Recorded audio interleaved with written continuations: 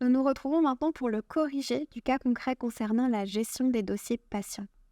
Je vais vous proposer une correction des 3 situations pour pouvoir vous guider sur les attendus de cette épreuve. Dans la situation numéro 1, vous deviez constituer le dossier administratif de Madame Hérisson. La première consigne était de citer toutes les pièces administratives nécessaires à la constitution de son dossier. Pour ce faire, vous pouviez vous appuyer sur l'annexe 1, qui n'est autre que la procédure d'admission du dossier administratif de l'établissement dans lequel vous intervenez. Je vais prendre le temps de vous citer les pièces nécessaires, donc une pièce d'identité, la carte vitale de Madame Hérisson et son attestation de droit, la carte de sa mutuelle complémentaire.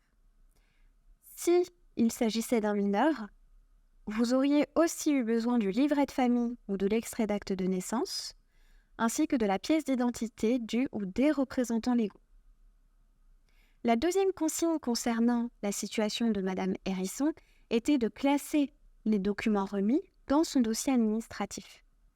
Pour cette consigne-là, vous pouviez vous appuyer sur l'annexe numéro 2, qui était la procédure de classement dossier de l'établissement concerné.